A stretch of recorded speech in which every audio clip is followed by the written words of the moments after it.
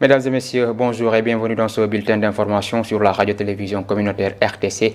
Pour démarrer dans le cadre de l'apaisement du climat social, une rencontre tripartite s'est tenue ce jeudi entre le gouvernement, les syndicalistes et le patronat. Ce fut l'occasion pour les acteurs des différents secteurs d'exposer leurs doléances devant les membres du gouvernement en espérant une suite favorable. Pour sa part, le ministre du Travail a rassuré les partenaires sociaux et promis un dialogue constructif entre les différentes parties.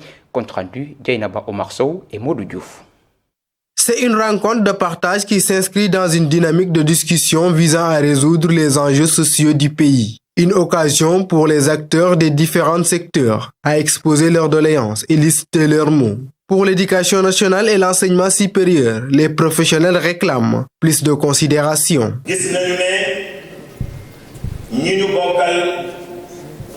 Administration du Sénégal. Parfois, on sent qu'on est mis à l'écart, surtout en ce qui concerne les salaires. Il faut qu'on revoie nos relations avec l'État. On réclame plus de considération. La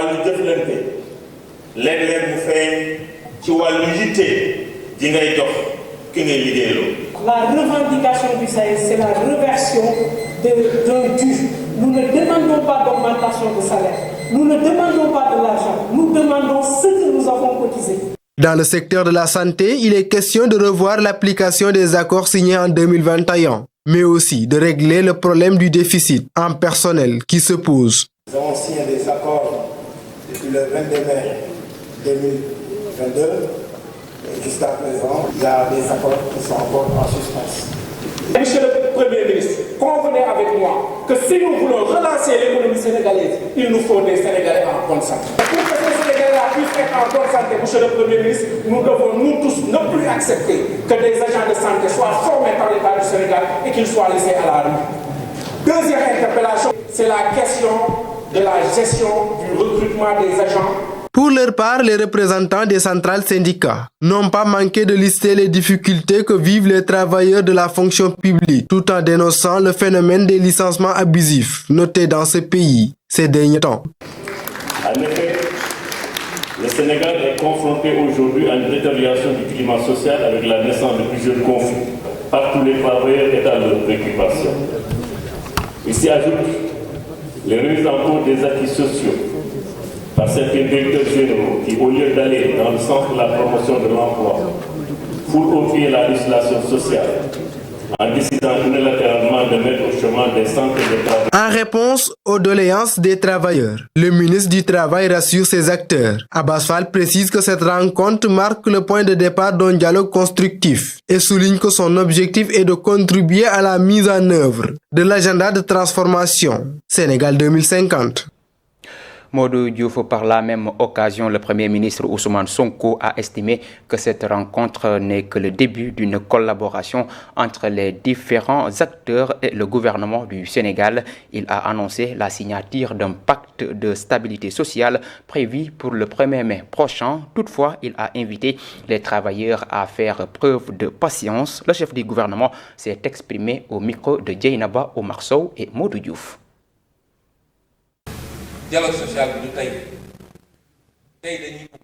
Aujourd'hui, c'est juste l'ouverture de ce dialogue que les syndicalistes, tous ceux qui devaient participer à cette rencontre, le chassent comme ça.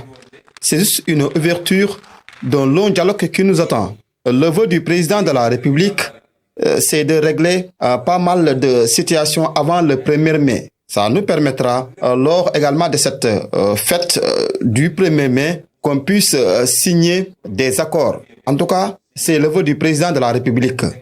Comprendre également que la situation, elle est là, elle est dense. C'est vrai que les syndicalistes ont émis pas mal de doléances. Certaines peuvent être, dans l'immédiat, être réglées. D'autres vont attendre, à l'image de l'enseignement supérieur, des questions relatives à la santé, mais surtout également l'éducation nationale. Mais comprendre que tout ne pourra pas se régler du jour au lendemain. Nous allons poursuivre le dialogue, inscrire des points dans le long terme. Je sais que vous êtes patriotes tout comme moi sinon même beaucoup plus patriotes que moi, je vous appelle à ce qu'on puisse ensemble réfléchir sur les voies et moyens afin qu'on puisse trouver un terrain d'entente. Parce que on ne peut pas vouloir développer le pays tout en à chaque fois être dans la rue, des revendications, des grèves. Je pense que cela n'augure pas un développement, mais encore une fois, je vous appelle à ce qu'on puisse nous unir, discuter, voir quelles sont les voies et moyens qui s'offrent à nous, gouvernement tout comme syndicat, afin qu'on puisse travailler main dans la main pour le devenir du Sénégal.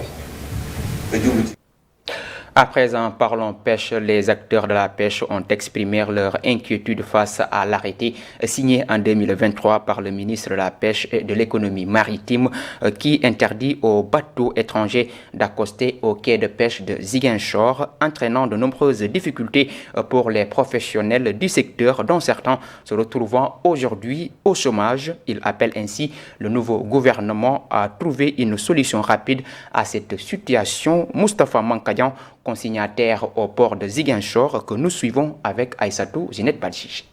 Aujourd'hui, nous nous adressons à vous pour dénoncer un arrêté ministériel injuste et préjudiciable signé en 2023 qui interdit le débarquement des navires de pêche étrangers dans nos ports régionaux. Cette mesure, prise dans un contexte politique particulier, a gravement nui aux entreprises de la Casamance, dont la nôtre. Nous avons 2 entreprises et continue de freiner notre développement. Un arrêté politiquement motivé et économiquement désastreux.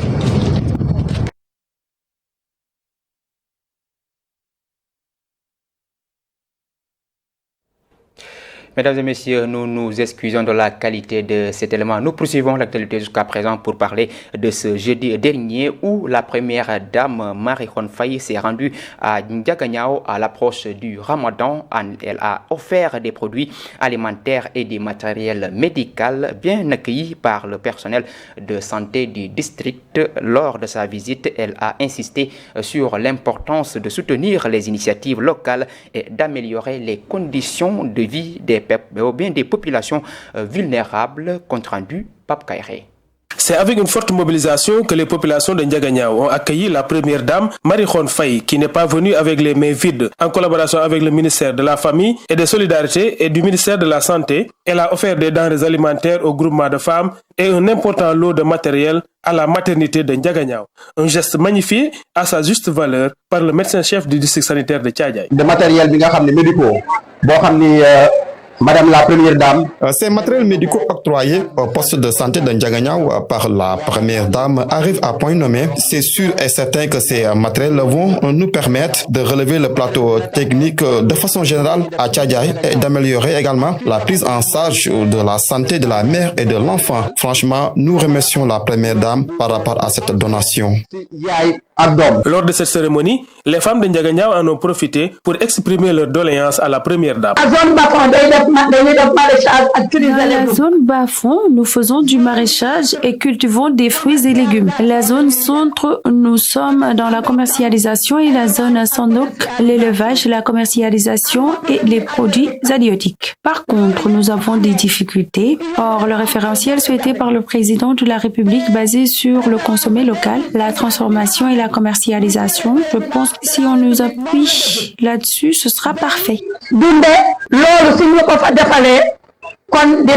Prenant la parole, la Première Dame a exhorté les femmes d'unir leurs forces afin de relever certains défis.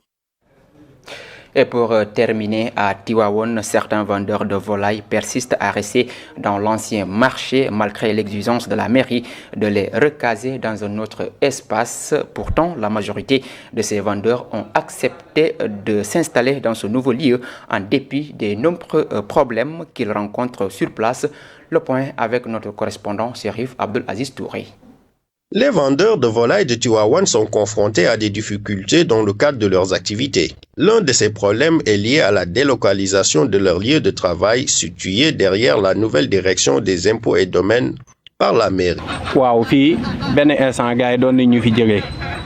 un moment donné, les autorités ont voulu nous déplacer. Nous avions tous amené nos cages sur les nouveaux espaces. Heureusement, j'avais laissé cette cage ici, mais chaque soir, on range tout. Certes, on est là pour un temps défini et le nouveau lieu qu'on a donné est un peu reculé et les clients ne le connaissent pas. Parfois, les motos Jakarta peinent à le situer et c'est difficile pour certains de traverser les rails.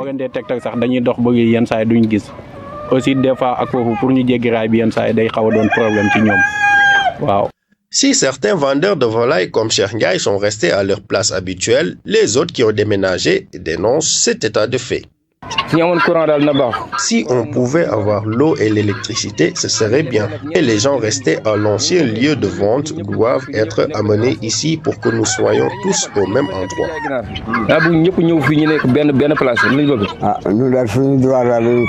Tout ce qu'on veut, c'est que nos droits soient respectés. Il y a des gens qui sont restés dans l'ancien espace, mais nous, on est là et on s'en remet à Dieu.